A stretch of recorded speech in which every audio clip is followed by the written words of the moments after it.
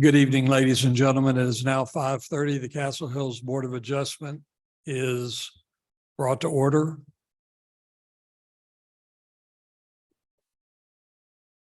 Thank you. It is 5:30, January 23rd, 2009, Lemonwood. There is a quorum present for the Board of Adjustment.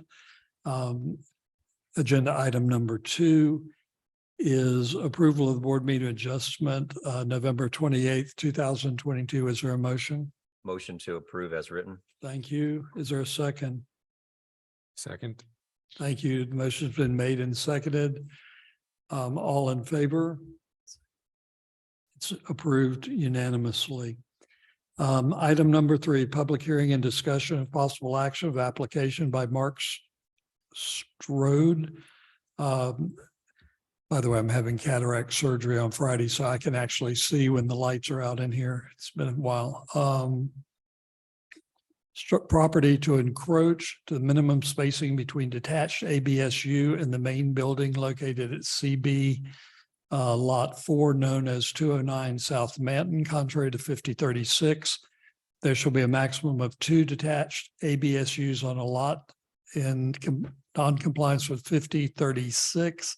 There shall be a minimum spacing of 10 feet between any detached ABSU and the main building, any other ABSU on the property. City of Castle Hills Local Court of Ordinances. I understand Mr. Strode is on with us tonight, sir. Can everybody see him on your screen? Cassie, do you have a screen? Okay. Sir, would you tell us what you're going to, excuse me, I'm sorry. It is 5:32. The public hearing is now open. Mr. Strode, will you tell us what you want to do, please? Sure. First of all, thank you for allowing me the opportunity to talk a little bit about our project. Just a brief introduction. We purchased the house at 209 South Manton in October and have been in the process of making some renovations and improvements. Very excited to be part of the city of Castle Hills after being in the city of Chevenot Park the past 10 years. I believe that everybody has a copy of the variance request and also the architectural plans, and the part of the project that is in question and the subject of this discussion is a outdoor living area, which by the ordinance or code definition falls into a detached category. However, it is attached to the main structure on the roof line, and also actually 3 walls attached into the main structure, but nevertheless, it falls into a category of detached. And I think there are 2 variances that we're requesting to proceed. One is by nature of it being attached and really integral to the inside indoor living area. It's as close as we can get it to the house. And I think by definition, detached has to be a certain number of feet away from the main structure. And even if we wanted to adjust our designs, we have some limitations there with existing trees that we don't want to remove, as well as the existing approach on the driveway. Okay, thank you very much. Let's hang loose because we're going to do a little bit with the public hearing. The system is we close the public hearing and then we open it up to the board. So if you'll stand by for questions, we'd appreciate it. Is there anyone in the audience that would like to speak on this issue? Is there anybody who would like to speak on this issue? Okay, it is now 5:34. Public hearing is now closed. Is there a motion on this agenda item, please?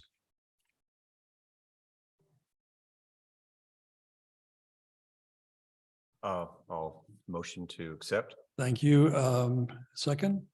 It's been seconded by Mrs. Olivares. Okay.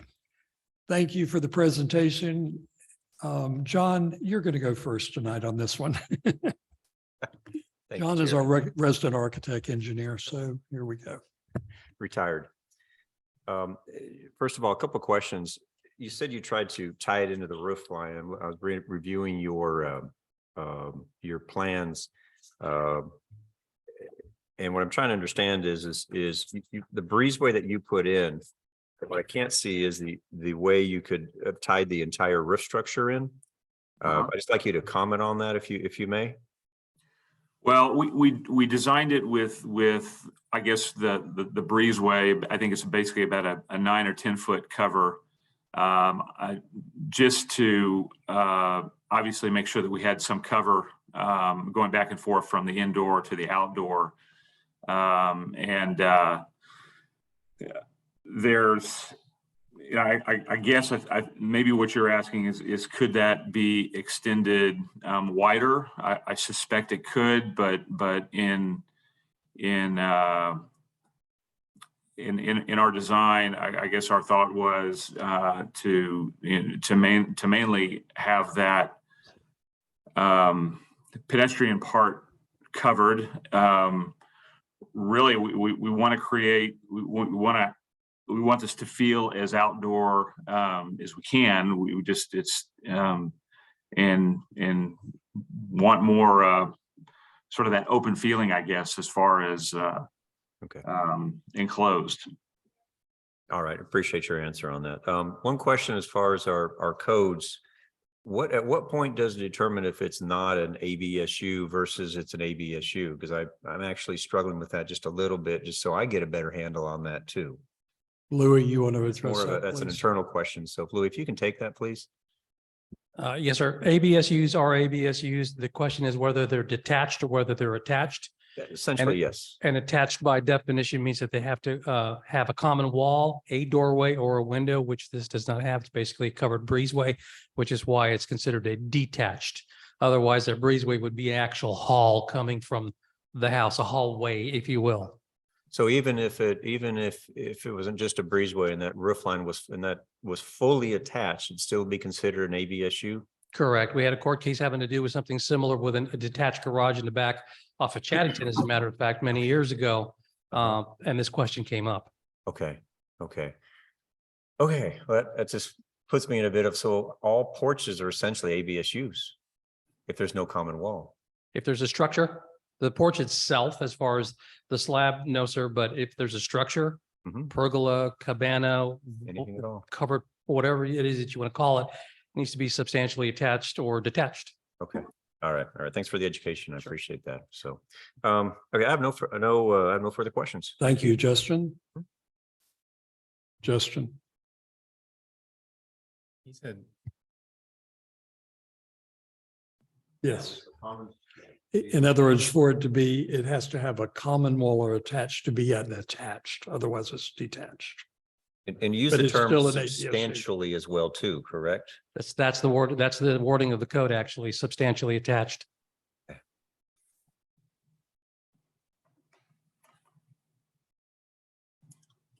don't have any questions right now. Thank you, Cassidy. I have no questions. I have a couple of questions because this is a two-level variance and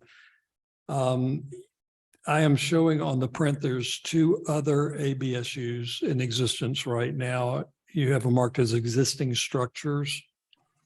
Can you tell me a little bit about what those are, please? Sure. And actually, when we bought the house in October, there were 4.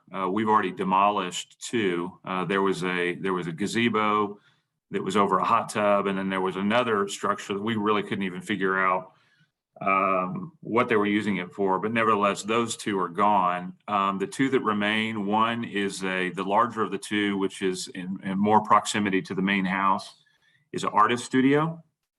And then beyond that is your traditional shed where you would store a riding lawnmower. And we on both of those structures, we obviously would like to keep those. And we are also planning on covering those with the brick to make them match and look like they belong more on the property, be the same brick that is currently on the house, as well as the brick that we're using on the addition. Okay, thank you very much, sir. Any other questions? Anyone?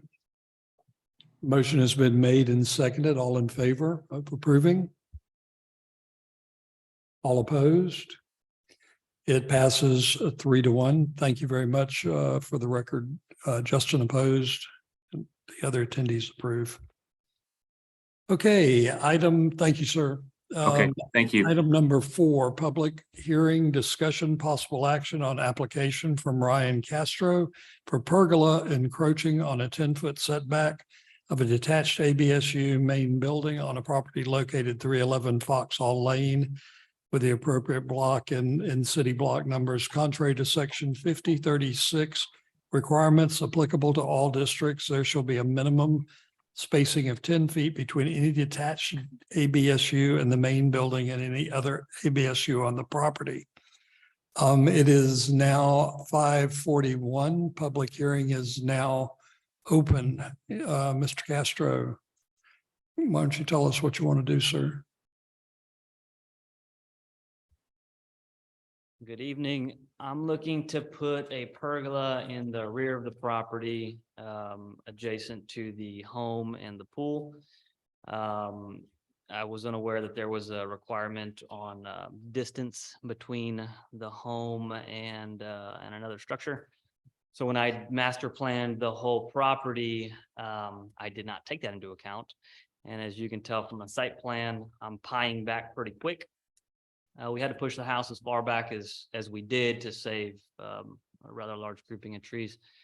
And now it's forcing me into kind of a limited situation as far as spacing. So rather than encroaching on the property line or asking for a variance to encroach into the property line, I'm requesting a variance to encroach in the setback distance between the main structure and the detached. Okay, thank you very much. Are there some people in the audience that wish to comment on this? Yes, sir. Yes, I'm Evan Haberman, and I live at 210 South Winston Lane, and I did get a letter about that. And there's a house next to them that's been torn down and rebuilt. They haven't needed any variances, and they've had 3.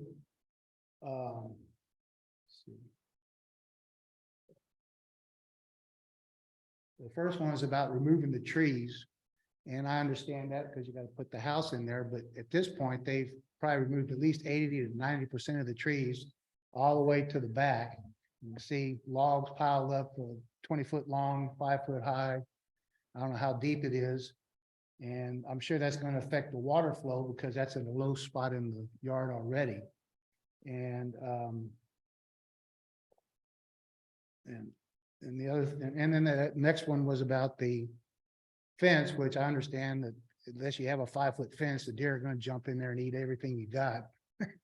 And as far as the pergola goes, obviously they didn't realize that they're going to be encroaching on that property line. And I find that already the building looks like an apartment complex. I can see it because of the amount of trees have been torn down. And there's lots of light pollution already with nobody living there. And I just find it doesn't fit the neighborhood because my parents bought the lot in 1960 and we couldn't see that till they tore the trees down. But so I've lived there since 1962, and I think that most people have moved to Foxhall Lane and Winston like they were country living in the city. And I don't think this fits in with that at all. So I'm opposed to them having a pergola or whatever it is that they want to build. Thank you very much for your comments. Is there anyone else in the audience who would like to speak? Anyone else who would like to speak? Okay. Oh, yes, ma'am. Hey, I'm Lisa Poole. I live on 114 West Castle Lane. So I am behind that structure. A pergola is not a building. So I'm not sure how it's necessary. It's it has 4 piers essentially with a roof, or does this one have a roof? So it's pretty benign. I don't know that it would cause any additional light or issues with water, direction of water and so forth. I'm sure that Ryan has taken that into account when he built that home. It is a very large home, like all the homes on Foxhall Lane are becoming. If you've not been down there, you should. They're beautiful, and they add a lot of value to Castle Hills property value as well, which is property taxes. I understand everybody wanting to keep, Castle Hills a part of a rural look, and that is lovely. I mean, I'm almost on 2 acres and I like that too. And the reason I walked back there to take a look at it today is because I do see more light, but that's growth. And I think that I'm positive for it, and I'm positive for the pergola. I don't think it's going to do anything but add value. Thank you very much, Ms. Poole. It's awfully good to see you, by the way. Thank Haven't you. seen you in a while. Anyone else in the audience who would like to make some comments on this item? Anyone else? Okay, it's 5:46. The public hearing is now closed. May I go first on this? Oh, no, I guess we need a motion first before anybody goes first. Is there a motion? Motion's made by Cassidy, seconded by Second. Justin. Thank you. I look at the picture of this, Mr. Castro, and it looks very, it sits on a slab. Is that okay? And it's 4 metal posts, metal top. That's the extent of it. Yeah, but I mean, as far as the structure itself, that's basic structure. Okay, John? Thank you, Chairman. If you mind, can you step up so we can make sure and hear you and it's properly communicated? What I am seeing on here, I want to make sure I'm confirming this too, is you're not encroaching into the easement, the side easement, correct? That's what I'm trying to avoid. Yes, sir. Okay, the only thing you're encroaching into is less than 10 feet from the home. Correct. Is that correct? I want to ask this question too, as I'm looking at the design. If you go further back, I'm guessing you're going to start encroaching on the side easement as well too. Is that correct? Yes, sir. Okay, all right. Those are the questions I have in that regard. Do we have any, and this is more for Louis then, did we have any discussions as far as any issues with fire safety or anything since we're putting it so close to the house or closer to the house? I'm sorry. May I?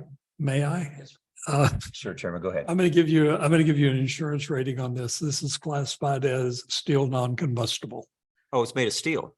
Yes, sir. Okay. Yeah. Answer my question. Sorry about that. So Thank you. thank you, Chairman. Appreciate that. So, okay, I have no further questions. Justin?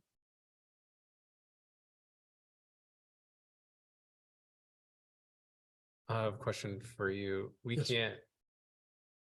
We can't say what material he has to use, right? No, Uh, we can't. We can, but you're welcome to talk about it and see if it's someplace that we Well, I might mean, want to go. If it's non-combustible, I mean, yeah, it's not really an issue for me. I assume that when these codes are written, it was for fire safety.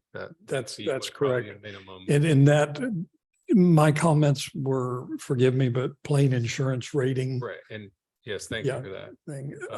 No, sir, as far as changing the materials aren't what's in question. Yeah. It's strictly the spacing. Okay, I have no questions. Thank you. Cassidy? No questions. Thank you. The motion has been made and seconded, been discussed. All in favor, say aye. It's unanimous. Thank you very much. Ladies and gentlemen, thank you so much for attending this evening. This meeting is adjourned.